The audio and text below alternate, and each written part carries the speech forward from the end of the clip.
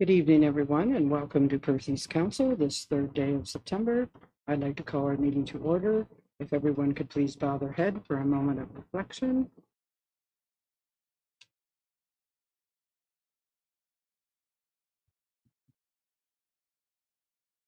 Thank you.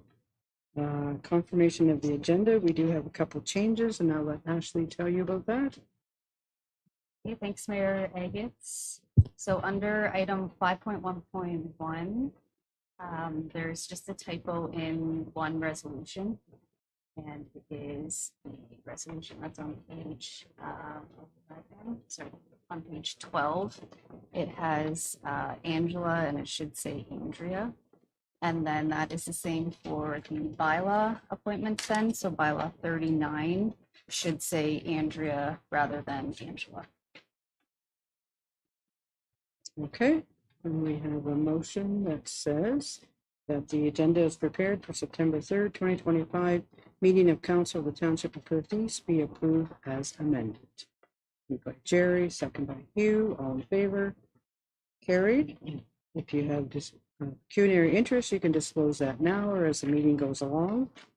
Under consent agenda items, we have 12 items. Is there anything anyone would like pulled? They have questions on?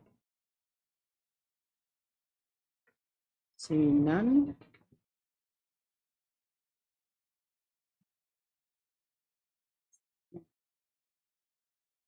Okay. That items 5.1.1 to 5.1.12 is set out in the consent agenda for September 3rd, 2025 regular meeting of council be received for information, and that the minutes of August 12, 2025 regular council meeting be amended and adopted. Moved by Andrew, second by Hugh, all in favor. Carried.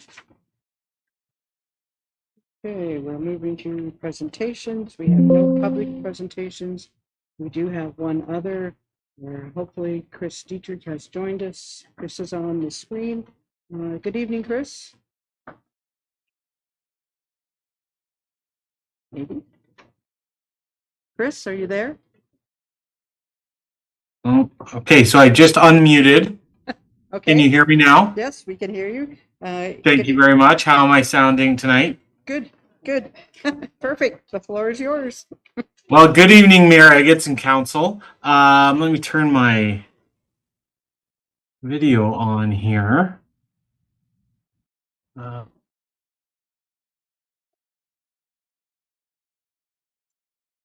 doesn't want to let us see you. I think you muted yourself instead. Okay.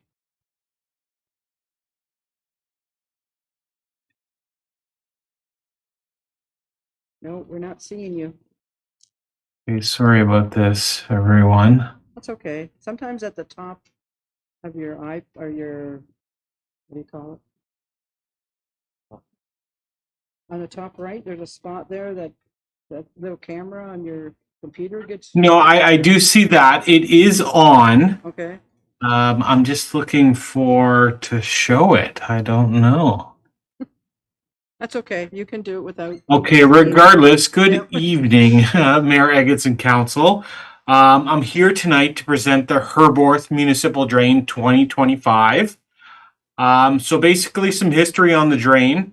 It's currently under a bylaw prepared by a report by James A. Howes from 1969. And the drain was recently cleaned under the maintenance program in 2023. Our project was initiated under Section 78 of the Drainage Act for major improvements to a municipal drain. And this project has an upstream watershed of 224 hectares of mainly agricultural land. Yet only 2 landowners are involved. Lot 31 of Concession 3, owned by Grounded Acres Limited, and Lot 32, Concession 3, owned by Flo Raup Farms Incorporated. Our project proposes to relocate a section of open drain that currently runs into the above lands by creating an additional 148 meters of open channel that parallels line 36, as shown on drawing number 2 of 3 within our drainage report.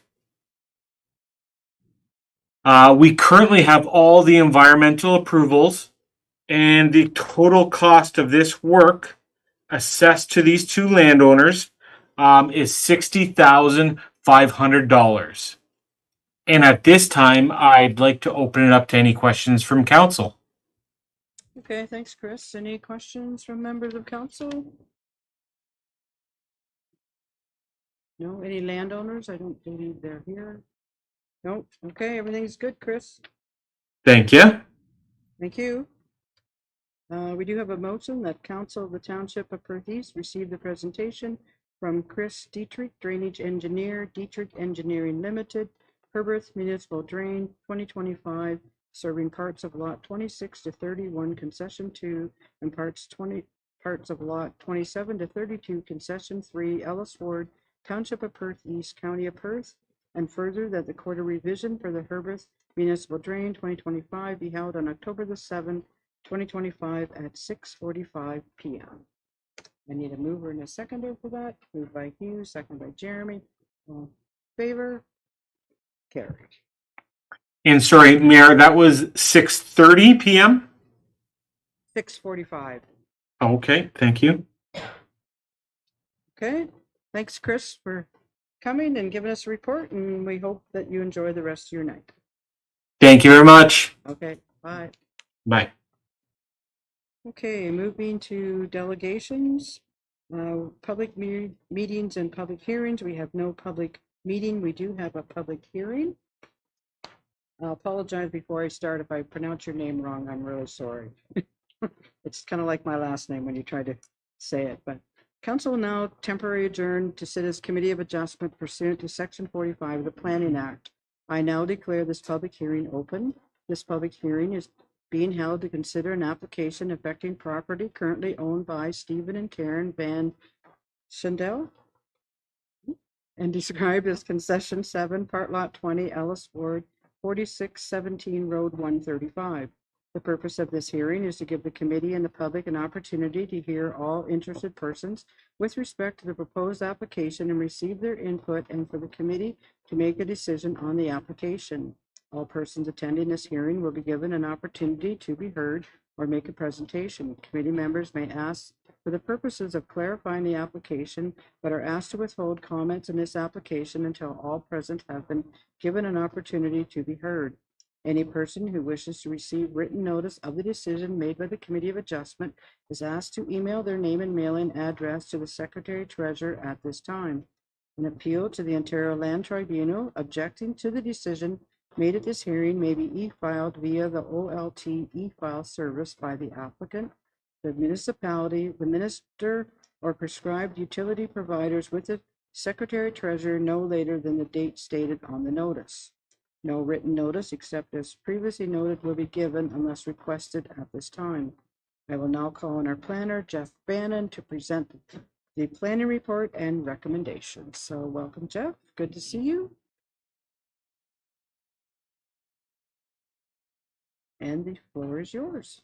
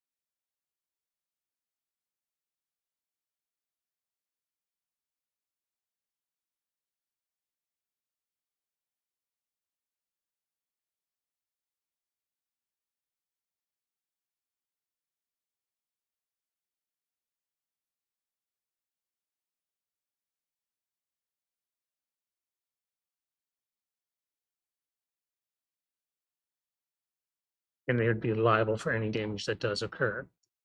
And also, they're also meant to ensure that no additional water enters onto the neighboring property. So if there's water already being flown onto adjacent lands, those flows could remain, but you wouldn't be able to increase those flows.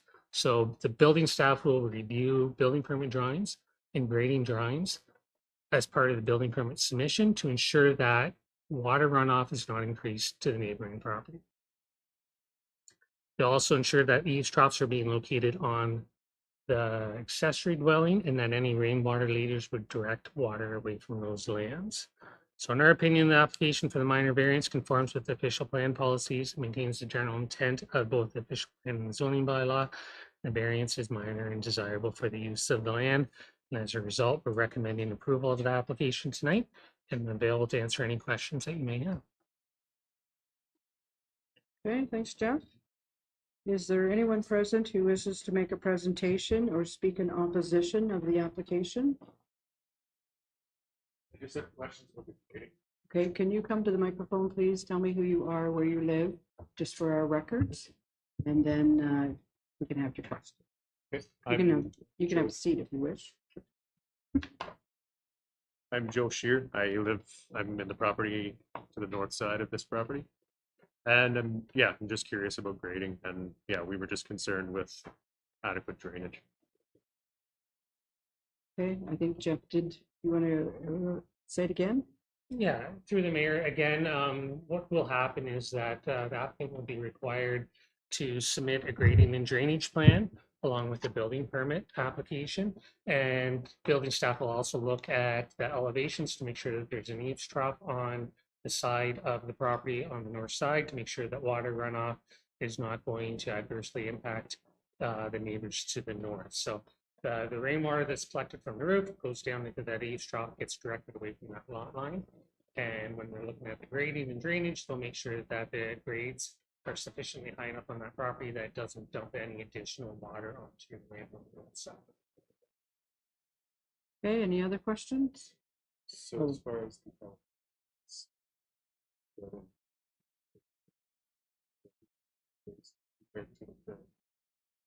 like current plan level. You want to answer that or you want Wes? Through the mayor, I'll let Wes answer it. He seems to. Yeah, I don't want to step on your toes, but no, so that's a good question. So we'll ensure that it's an engineer that would complete the design for the grade next to the building and around that. So it'd be a qualified engineer that will require for the building permit for the shed there. Okay, thank you. Any other questions? No? Okay, thanks. You have anything else you want to add? No? Okay. Okay, if you have another question, go ahead. Just curious as to why it needs to be. As it's going to be that if the roof is going this way, it's I would assume that like older airplanes and anyways. Like this one using like that. Through the mayor, so there's no reason from a planning perspective why it needs to be located where it's being proposed. The applicants might be able to provide a little bit more detail about why they want to locate it a little bit closer to what's allowed in the zoning bylaw. So there might be some issues with grading or the size of the structure that they're requiring or requesting that's being located in that spot. Okay, so we'll let the applicants, I'll just keep reading my little script. They get to say the next thing and hopefully they can answer that. So anyone present who wishes to speak in support other than the applicant or the applicant's agent? I know the applicants are here. Would you like to say something?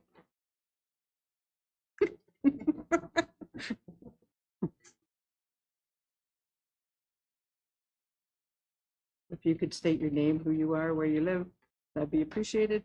Good evening, everybody. I'm Karen Bunchundle. I'm one of the applicants on this. We just simply asked for it to move over an extra foot over instead of the 4 feet, which is 1.2 meters, I believe. We just asked for a fleet, but just a foot closer, just because it allows us to maintain everything on the side, and we still have that 3 feet in order to maintain our building and look after everything. And it just allows for drainage and so on at the same time. We just felt that the extra foot over, it keeps it away from our septic bed a little bit further. Okay, this is what I'm supposed to do, but do you have any more questions?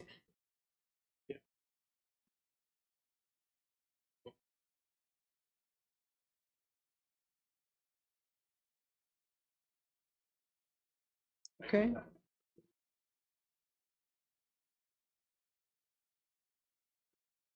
Jeff or Yeah, Wes? through the mayor, the requirement is to the wall of the building, not to the eavesdrop. So it's from the side of the wall to the building.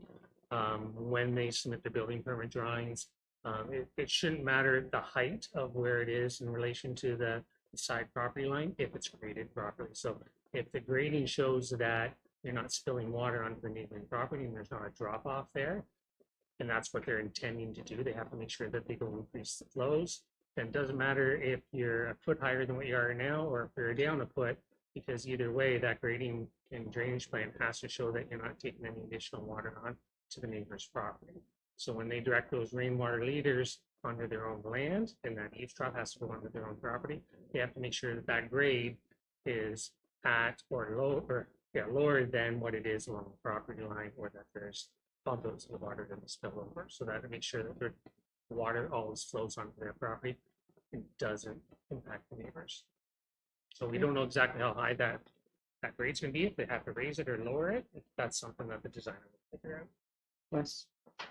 And through you, Mayor Meggetts, and just further to Jeff's comments too, we'll also require a final lot grading certificate to ensure that the grade is what was designed, right? So you can have a great design and then it not be followed.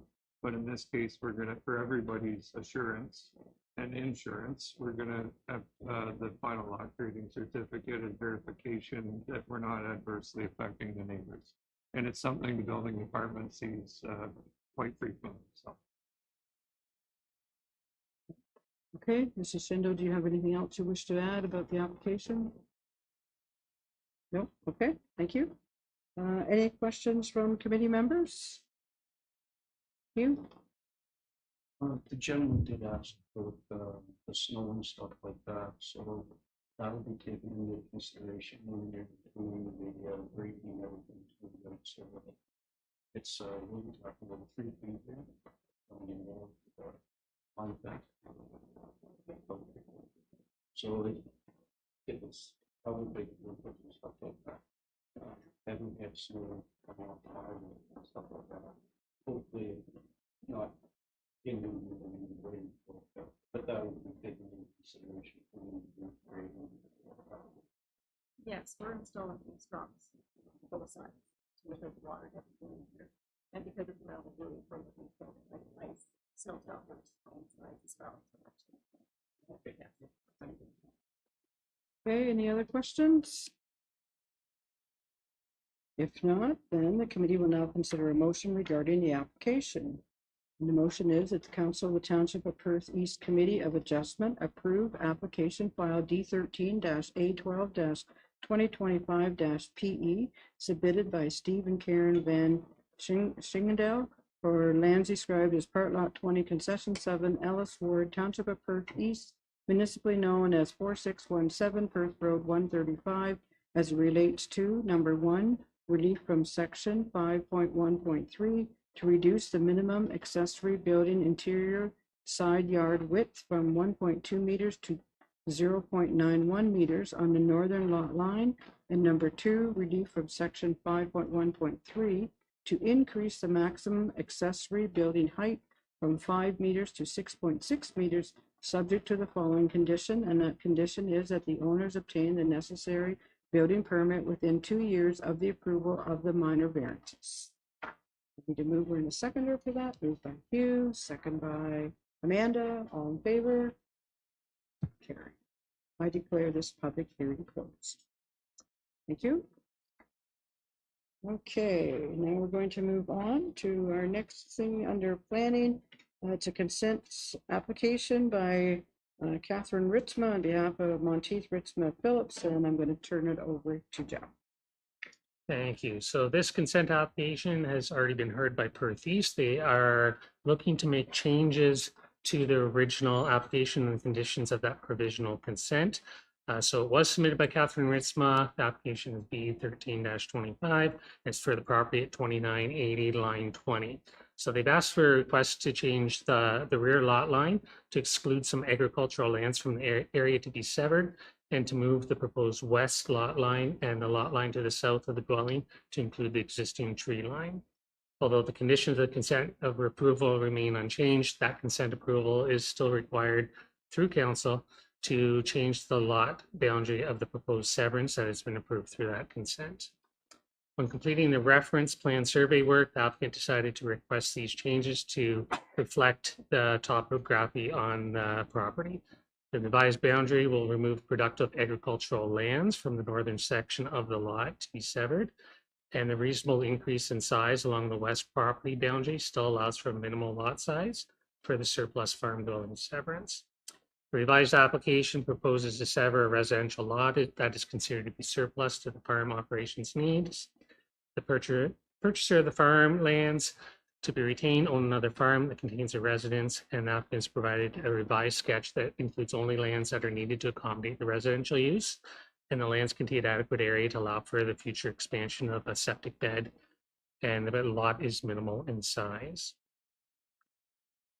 Subject lands are zoned agricultural A. There are no existing livestock facilities on the lands, and the surplus residential dwelling will require rezoning of the severed lands for the parcel to conform to the zoning bylaw. Public notice of the original application was provided to property owners on April 10th of this year. No comments or concerns have been received. Planning Act states that no written notice is required to change the conditions of a provisional consent if the changes to the conditions are minor. And at the May 6th Perth East Council meeting, Council passed a resolution to recommend to the Perth County Land Division Committee that this application be approved. Planning staff are supportive of the proposed severance, subject to the recommending conditions of consent approval being fulfilled. Again, I'm available to answer any questions. Okay, thanks, Jeff. Questions of the report? Seeing no questions, we do have a motion that Council of the Township of Perth East advise the Land Division Committee or its delegated authority that the Township of Perth East supports the change to conditions of application file B13-2025 submitted by Catherine Ritzma of Monteith Ritzma Phillips and Professional Corporation for lands described as Part Lot 39, Concession 8, Southeast Toe Board, Township of Perth East, subject to the conditions listed below, and the Council resolved that no written notice is required pursuant to Section 53 of the Planning Act. So the first conditions I'm going to read out are Perth East. I'll give you the revised vision or the short form. So a letter is provided to the clerk of the township advising the secretary treasurer of the Land Division Committee that all requirements for the township financial services and otherwise have been compiled with, that the owners provide cash in lieu of parkland. I meant to ask you that. Is that one of the conditions when it's a farm severance? Normally, we don't require that, and I think it was included with the original submission, and I think we would have just cleared that off through your staff decision. Right, take that one out. Sorry, I meant to send you an email and that didn't happen. Okay, so then we have the next condition is that the township has the apportionment schedule of municipal drains in the area be reviewed and updated. That confirmation be received from the township that the amendment to the township's implementing zoning bylaw has been adopted to zone the proposed severed lot to permit only a dwelling and accessory uses, building and structures, and to zone the retained farm lot to prohibit any new permanent residential dwellings. The next one is confirmation received from the township that the severed and retained lots have been assigned separate municipal addresses and signs. And the last one, confirmation be received the township that road access to the severed and retained parcels are to their satisfaction. And then the county's conditions are that confirmation be received from a solicitor that the certificate of the official be scanned and attached to the electronic registration, The second one, the Land Division Committee be provided with a description that is consistent with the application and equal to that required for registration of the deed/transfer or other conveyance of interest in land. And the next one, confirmation be received that the property owner be entered into an agreement with the County of Perth to prohibit any new permanent resident dwellings on the retained farm lot. We need a mover and a seconder for that. Moved by Hugh, second by Andrew. All in favor? Carried. Thanks, Jeff. Thank you. Enjoy the rest of your night. Okay, now we're going to move down to other reports. Nothing from the CAO. Under the clerk, we have the appointment court of revision member for the South Maitland River Municipal Drain. Move it over to Ashley. Okay, thanks, Mayor Agates. So this report is just looking for a council member to go sit on the Court of Revision for the South Maitland River Drain that's in North Perth. There will be a representative as well from West Perth and Huron East, so it'll be a large Court of Revision. The watershed is quite large. Usually we would ask that the ward rep would sit on the Court of Revision, but in this case it touches Ellis, Milverton, and Mornington ward. So whoever is available September 22nd at 6:30. The meeting is held in North Perth, but they did just message and say if our member needs to attend virtually, that can be arranged as well. Okay. Thank you for offering.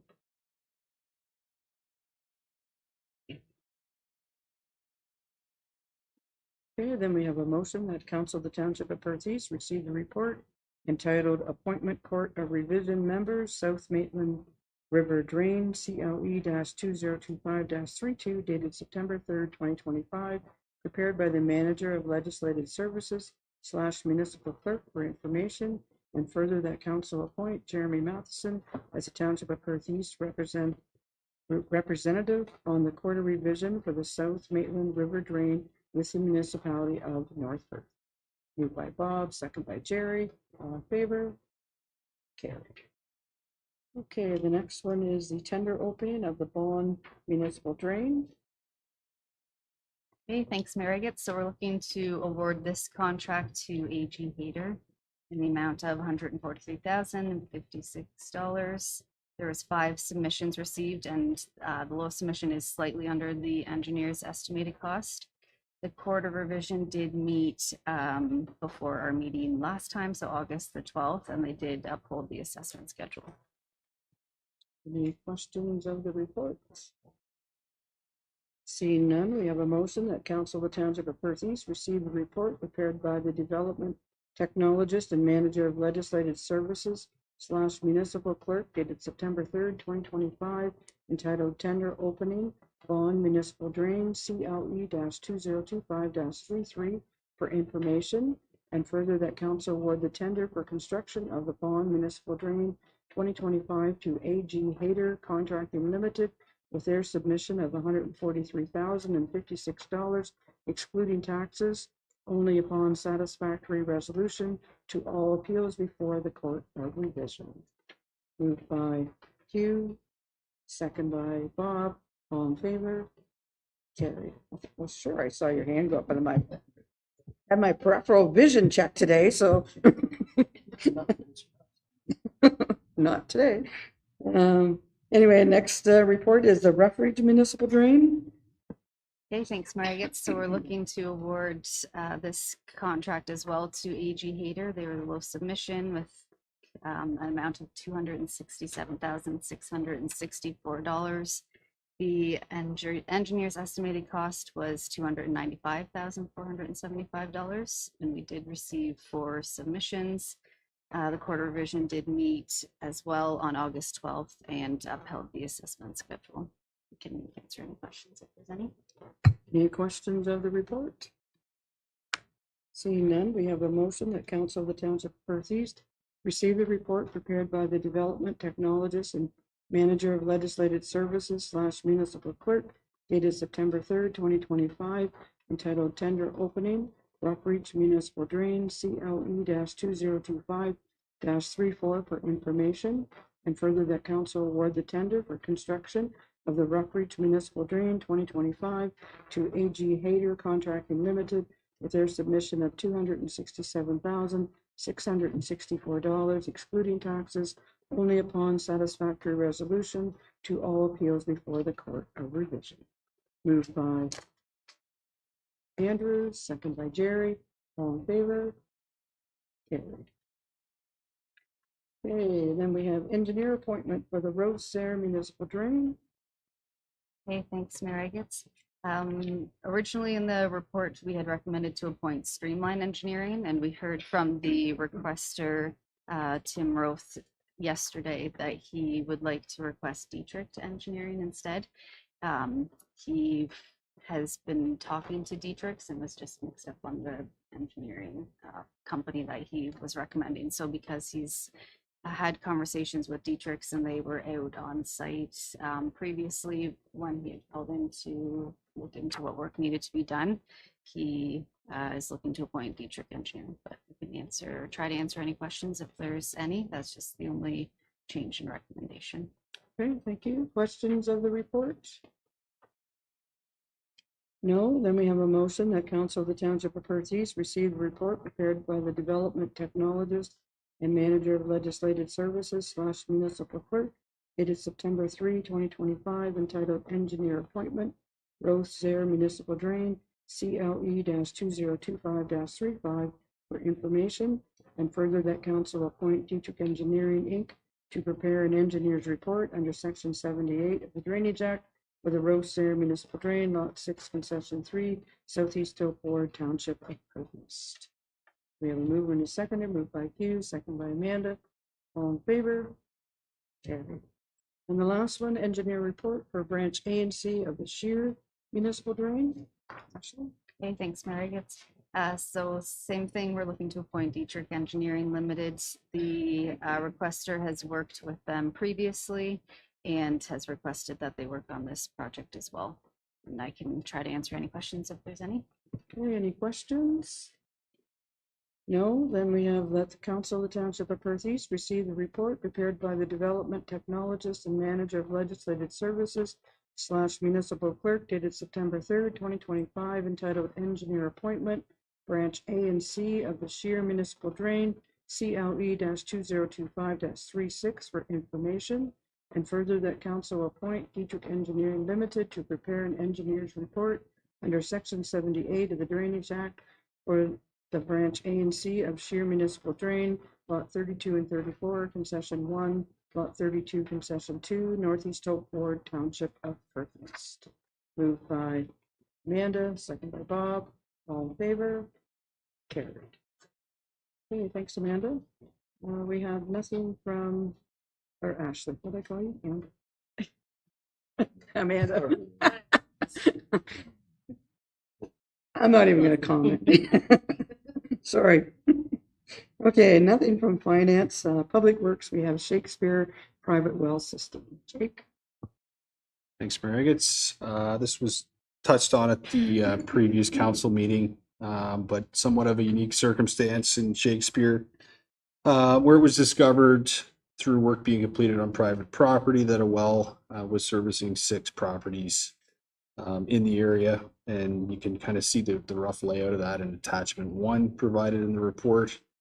As council was made aware, this was a challenging repair to be made, and there needed to be a solution determined prior to winter. So township staff were asked by several of the residents to provide potential solutions moving forward for their drinking water. And through the process, staff explored the legality of the existing arrangement to ensure there was kind of a thorough understanding of the situation. I touched out to both the ministry and the health unit, and it was ultimately determined the system they had in place was in conformance with any applicable regulations. And the distinction really was that that 3 of these properties being served were actually businesses,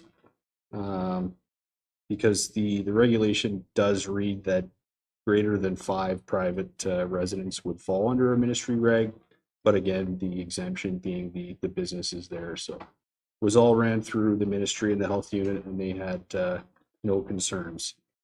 So in terms of solutions, knowing there was a water main extension coming on William Shakespeare, staff explored the further extension of that water main and basically looping it back into the corner of 34 and 107.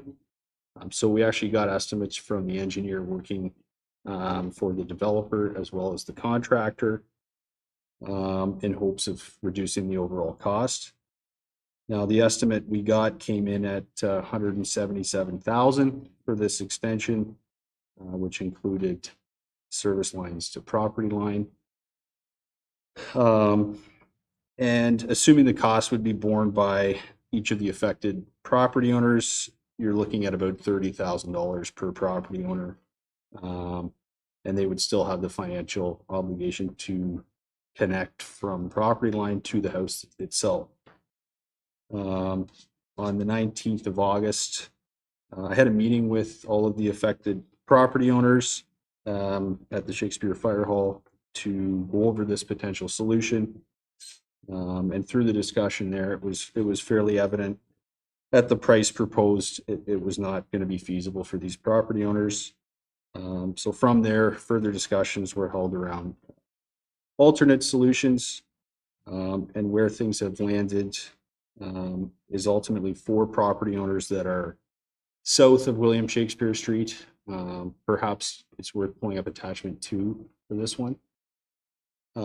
They are looking to share a well through rear and side yards, as you can see there.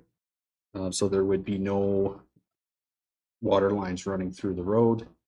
And the remaining 2 properties, we are exploring running a service line to connect. The report as written, I'm hoping to meet with both of these property owners to determine an estimate, an accurate estimate. They can make a decision from there whether that's feasible for them or not. They should still have the option to drill a well if that's a route they'd like to go. But we're anticipating the cost is going to be cheaper for these folks to connect to the system than drilling a well there. So ultimately, either arrangement, this or another well being drilled north of William Shakespeare, is acceptable to the health unit as well as the ministry. And given our current bylaws that are in place, there's nothing that says this can't happen.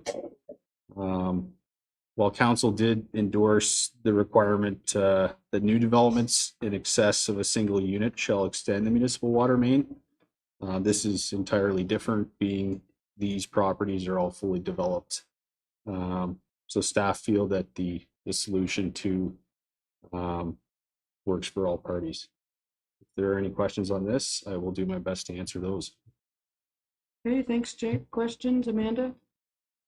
Just out of curiosity, I know it's after the meeting, it was sort of determined not financially viable, but I was just sort of surprised at the quote for the original proposal, the 29,500. Like, that's more money than to do a well. Like, a well is 20 to 24,000.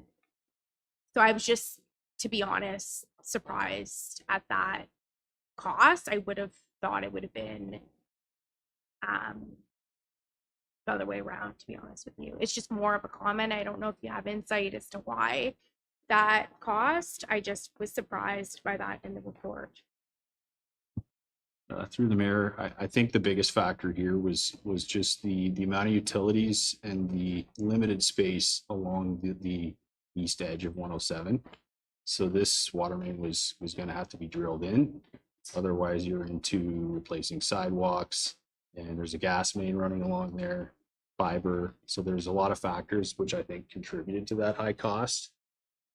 So yeah, we were a little surprised at the number as well from a staff perspective. Okay, other questions, Hugh? Yeah, Jake, you don't have an estimate yet.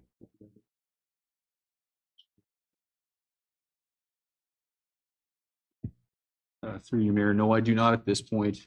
I've been in communication with them, and I'd like to meet with them just to know exactly where the well lines currently come into their house, so we can try to create an actual, a factual estimate, so to speak, and give them the cheapest number we can come up with.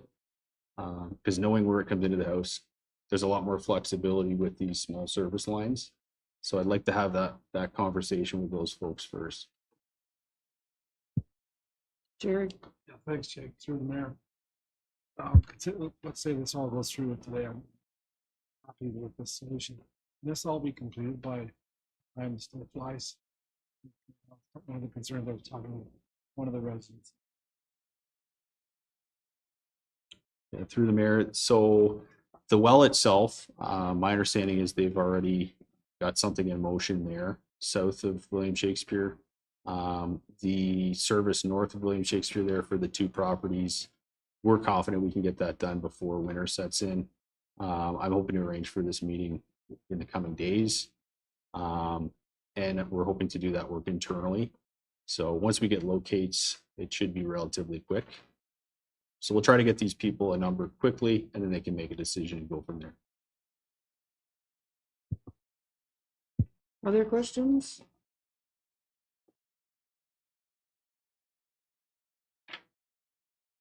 Okay, we have a motion that Council of the Township of Perth East receive the report prepared by the Manager of Public Works dated September 3rd, 2025, entitled Shakespeare Private Well System Alternatives, PUB, PUB-202526 for information, and further that council directs staff to work with the property owners at 3997 Perth Road 107 and 2196 William Shakespeare Street to provide a cost estimate of extending a service line to each property. We need a mover and a seconder, moved by Andrew, second by Hugh. Jeremy?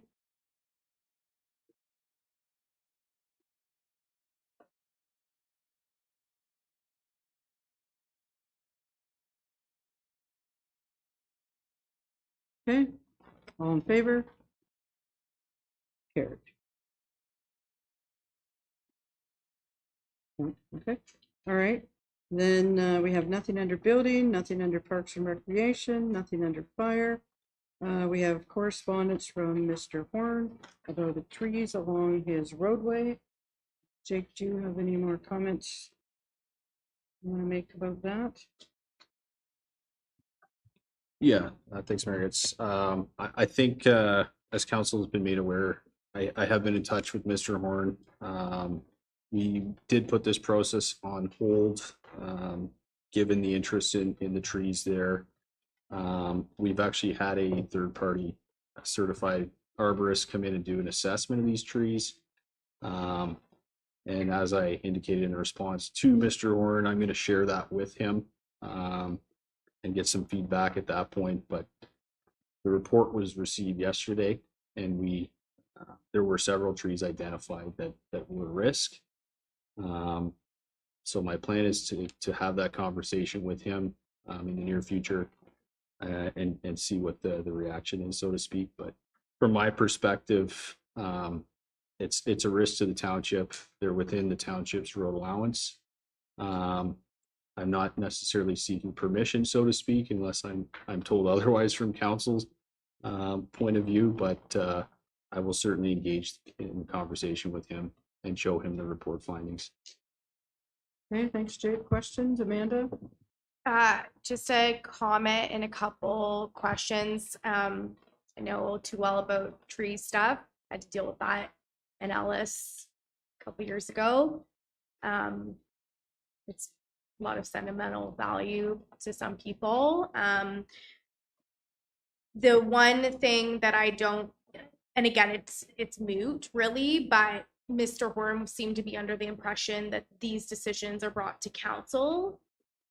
This is business as usual. Like, these are operational decisions. So like, it would be nice if that ever did heat up, that was communicated, because it takes the load off us counselors that there's somehow this was a decision made by like a political decision. So that was just a comment. And then the two questions that I had, is why did it take so long to get back to him? Like, he sent an email July 18th. We responded August 11th. That's like 1 month. And why did this not get brought to council before we decided to hire a third-party arborist, and how much did the third-party arborist cost?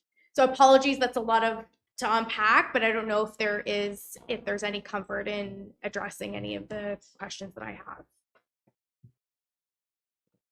Through the mayor, I can speak to part of that. In terms of response, I was warned by a couple that I need to be prepared from a legal standpoint for a response to this individual.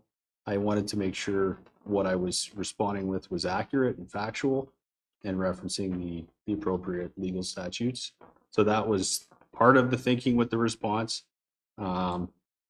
I should have probably responded sooner, but I wanted to have a thorough response and a plan in place, as well as meeting with my staff, going over the details. So as far as the response goes, I think that answers that question. The other, I'm not sure exactly when the rest of the correspondence came in. And that's perhaps a question for the clerk as far as why that didn't come to council sooner. So the correspondence that we received August 5th, that was addressed, or sorry, that we received, well, it's on August 5th, but the one that's addressed to council, the agenda was already prepared at that point in time. Like, by the time it had made its way to my mailbox. I guess where I'm coming from on this, and it's done now, it's not really a big deal, but what I will say is this: there was a tree issue in Ellis that was not a pretty thing to deal with. It was very frustrating for myself and Jake and Mike, and a lesser extent Rhonda. But when we make a decision to hire a third party, is this going to happen again? We've set a precedent, right? And it was a staff decision. It didn't come to council first. So I was more so just trying to understand, like, is this going to be, heaven forbid, like, that this is just a one-off thing? But, like, is this going to be another, like, is this going to be a reoccurring thing? Do you know what I mean? Like, because I think where I see what Jake is alluding to, like, this provides some cover for the township and the decision, and there's a formal report, and I get that, and I'm supportive of that. It's just more, we decided to hire a third party. It didn't come to council. How many other landowners is this going to happen? And then we're going to request a third party. Like, I was trying to get a sense for risk and cost to the township. It was more, I guess it's more of a comment. And so, like, maybe we can sort of unpack this at another time, but I just wanted to flag that from my perspective when I sort of looked into it, having experienced a very similar tree issue. But at that time, the trees were gone. So just more so flagging that. I was just trying to understand the process in that respect. Through the mayor, yeah, I think in this circumstance, I want to presuppose that, yeah, Jake speaks with me when a situation like this arises and looks for guidance. And as you indicated, it's an operational issue. Yeah, the concept of bringing in a third party was based on feedback we've received as it relates to the circumstance. I don't want to suggest that, yeah, we're setting precedents. We gave consideration to the overall risks of the municipalities. We made a decision around that based on, you know, a conversation that happens with staff, and I give the go ahead. It's an operational issue. It's certainly not something we certainly, if we were going to go to that extent, I think what we would do is engage in preparing a policy that council enforces about when we engage a third party. But we have done it on occasion, even in my short time here, depending upon the circumstances. As you indicated in the initial comments, trees can be a lightning rod in a lot of different ways, clearly. And so based on some history, and we want to take that additional step. Okay, Bob? Well, as always, there's lots behind the scenes, so I think this is just an unfortunate circumstance of when the letter came in and when we meet, we don't meet all the time. And the expectation that council makes decisions, which, you know, is not the case, so I do think that Mr. Horn was engaging a contractor on his own property to do some work. And we put two and two together with the markings of the trees, so it just happenstance, we figured it out, right? So that snowballed this before anybody had a chance to contact him. So I do think that Jake probably emailed the phone, and I think there's just a follow-up to explain that this is an operational thing, not a council decision, maybe help them understand that process. Additionally, I would suggest that I do hear on occasion from custom sprayer operators or combine operators of all the trees that are in the allowance. These are probably like a soft maple and weeds, so they are impacting equipment. I've heard about wiring cameras and some damage and scratching, so I would prefer that we did a little more work on some of these weeds, right, that have grown up probably for 30 years. And now when you drive through, you can see they've been shaped by the equipment that travels through there. I appreciate the liability, whether it's what I'm referring to or Mr. Horn Street, but I do think that anyone can drive around some of these roads and can see some instances that we have some issues, and we probably let them go for decades, right? And now they've started to become a problem, whether it's branches that are falling down or jobs getting scratched. But when you're traveling the roads with multi-million-dollar equipment, I hear about it a lot. So I'm gonna leave that with this issue as well. Just budget staff start to clean up some of the roadside ditches. Okay, anyone else? You? Just a recommendation, like, in the letter, Arthur had asked, 3 questions in response. And for anybody, it doesn't matter whether it's Arthur or whoever, I would just, say that it would be better if you had somebody had 1 or 2 or 3 questions, put the question and then put the answer right underneath it. Makes it a much clearer response to people. And I think it allows them to understand a lot better what your answer is. Just I would just recommend that. That's all. Okay, anyone else? Not, then we have a motion that Council of the Township of Perth East receive the correspondence from Arthur G. Horn regarding trees along Road 109 for information. Thank you. Second by Rod, but Jerry. All in favor? Carried. Okay, next we are moving to the mayor's meeting log where I was for the month of August.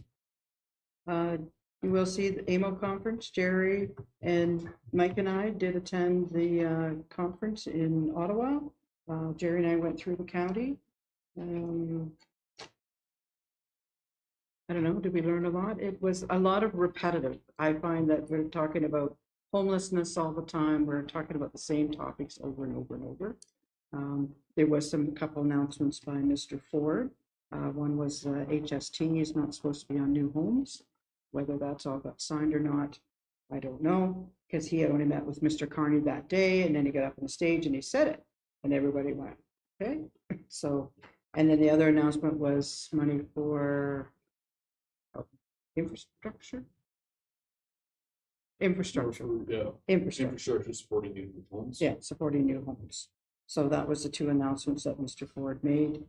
It was, you know, overall it was a good conference. It was great to see a lot of the ministers and talk to them, and they keep talking about who you meet and what you talk to. And yeah, I had Mr. Black. We were looking to go to a place, and Sue and I were standing on the corner, and he said, "I know you women. Where are you going?" And we told him, and he said, "Come with me." So we got to go with him. So that doesn't always happen, you know, if you don't know who the ministers are and get a chance to talk to them. Anyway, that's where I was. Any questions on that? If not, then we have any committee reports by any of the members that were, any of the committees or boards you've sat on. Probably nothing since June, right? Nope. Okay. then we just have a motion to, that the mayor's meeting log dated August 2025 be received. Moved by Andrew, second by Hugh, all in favor, carried. Okay, then we're to bylaws. We have two bylaws to be read a first and second time. It's bylaw 39-2025, being a bylaw to amend bylaw 10-2025 persons twinning interest committee appointment. And the second one is bylaw 116-2025, the Herbert Municipal Drain provisionals, and that was item 6.2.1 tonight. So we need a move in the seconder for that, moved by Amanda and second by Bob. All in favor? Carried. And then third and final reading, and we just have one bylaw, and that's bylaw 39-2025, a bylaw to amend bylaw 1025, Perthes Twinning Interest Committee appointments, and that was item 11.1.1. Mover and a seconder, Jerry and Amanda, all in favor? Carried. Okay, then we're down to announcements. Do we have any announcements? Jerry? Just the one of the dog park, that committee, they're having a function Saturday at the pool, dog swim Oh, I missed some. for an hour in the afternoon, and then there's a fundraising. So that fundraising is moving forward.